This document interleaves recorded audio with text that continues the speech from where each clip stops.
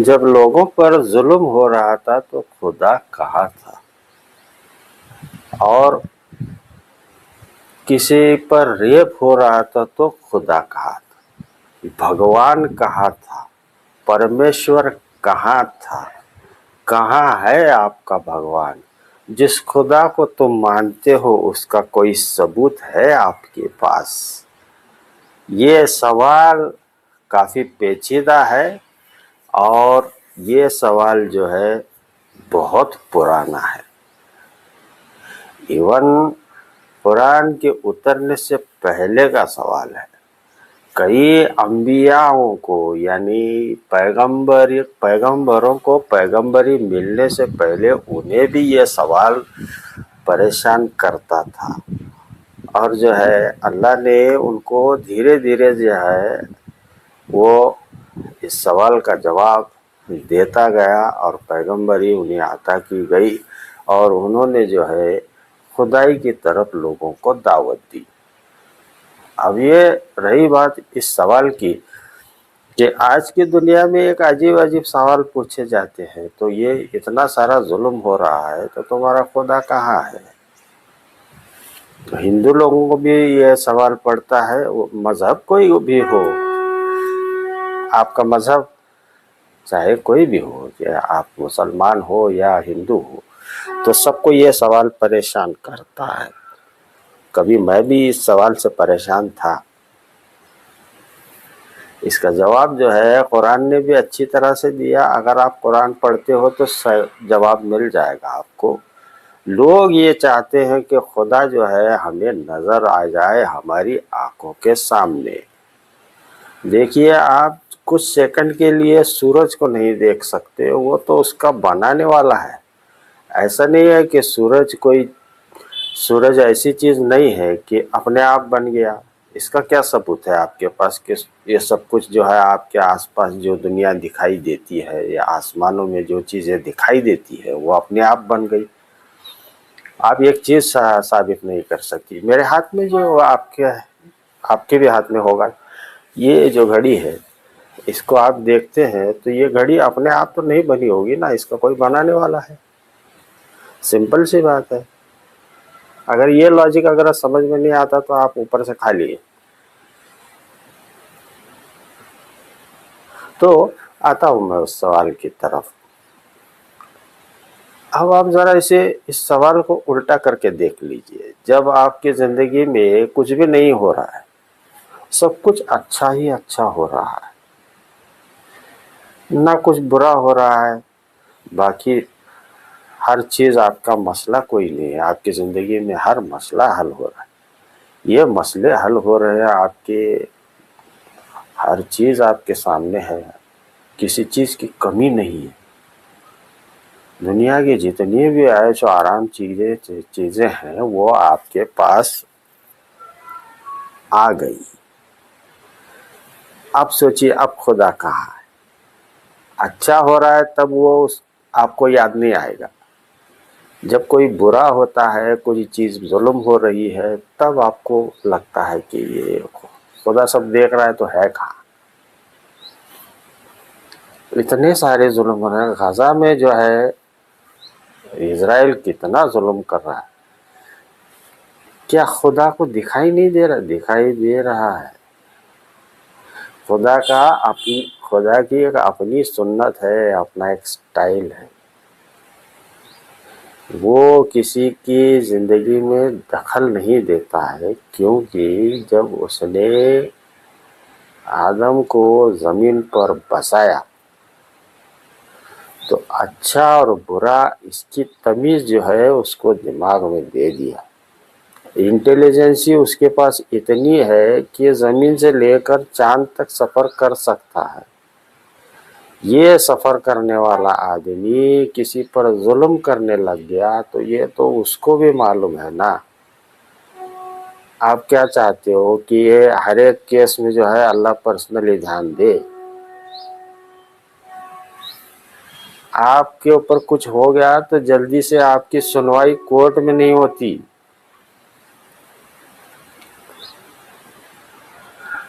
नंगी आंखों से सूरज को नहीं देख सकते।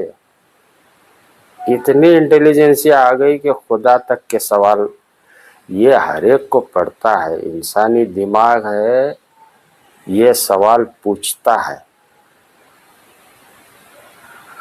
जवाब उसको मिलता है जो ढूंढता है।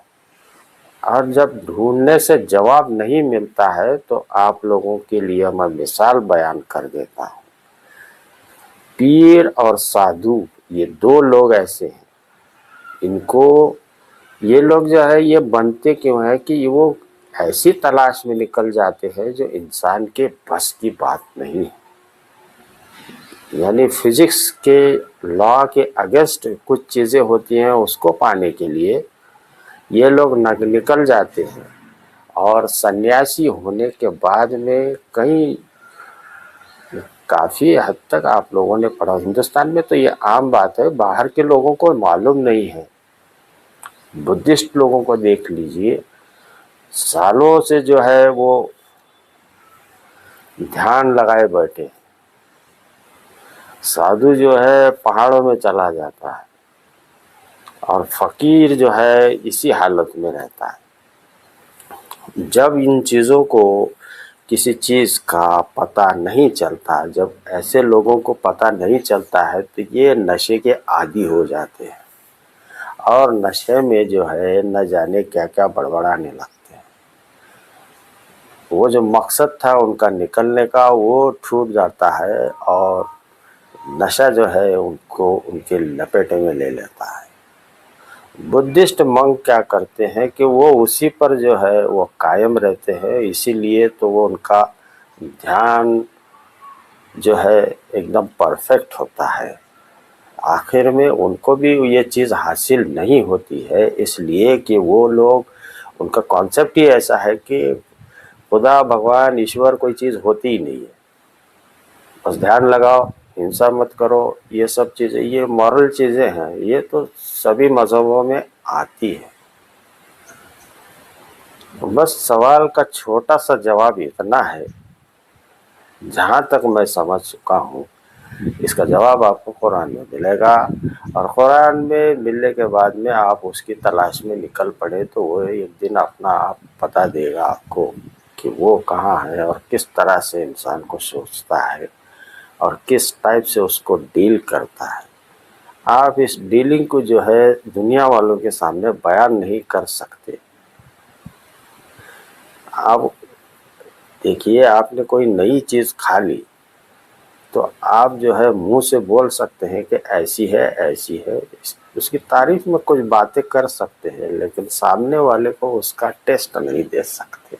उसी तरह से खुदा जैसे जिस आदमी को समझ में आया वो बोल नहीं सकता, और जिसकी समझ में नहीं आया वो बस बहस, और इस बहस में जो है उसकी ज़िंदगी गुजर जाती है। देखिए, आपकी ज़िंदगी और हमारी ज़िंदगी जो है कितने साल की होती है, आखिर आखिर तक जो है 100 से थोड़ा सा आगे चला जाता है, उसके बाद मर जाता है।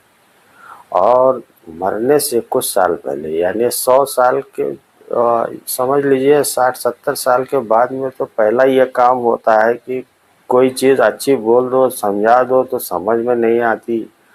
बुढ़ापा ऐसा असर कर जाता है कि आप समझ सकते हो बुढ़ापे में इंसान को क्या होता है। तो ज़िंदगी बचती कितनी है, देखिए आपकी अच्छी समझ कितनी कहाँ से स्टार्ट होती है। वो होती है आपकी जब उम्र 40 साल होती है। 40 साल के बाद में 20 या 30 साल तक जो है आपकी समझ जो है वो एक पीक पर होती है, यानी एक टॉप लेवल की होती है। आप दुनिया को समझने लग जाते हो कि किस टाइप की ज़िंदगी है। इस उम्र में जो है अगर आप ढूंढने लग जाओ या उससे पहले ढूंढने लग जाओ, प्रैक्टिस करते रहो, तो खुदा आपको समझ में आने लगता है। खुदा की एक अपनी लैंग्वेज है बंदे से बात करने की, और बंदे का एक इंटरेक्ट होता है उसकी तरफ। मज़हब चाहे कोई भी हो, अगर आपका अपना मज़हब आपको हिंसा सिखाता है, इसकी वजह से आप हिंसा करने लग जाते हैं, तो वो आपका मज़हब नहीं है। मज़हब ख़राब नहीं होता, इंसान ख़राब होता है। फिर चाहे वो मुसलमान हो या कोई और मज़हब वाला हो। मुसलमान होकर अगर आप जुल्म करता है तो वो मुसलमानी से ही पहले निकल जाता है। लोग जो है क्या करते हैं कि मुसलमान की पहली गलती पर जो है उसके सारे मज़हब को बुरा कहना छोड़ देते, तो बुरा कहने लगते हैं। और ये जो मेहनत जो है किसी और की तरफ से है कि दुनिया जो है ऐसी बन जाए कि इस्लाम जितना खूबसूरत मज़हब है, इस मज़हब से लोग सिर्फ जो है नफ़रत की निगाह से देखे, ऐसी मेहनत की गई। और जो है हम इस प्रोपेगेंडे के जद में ना आए।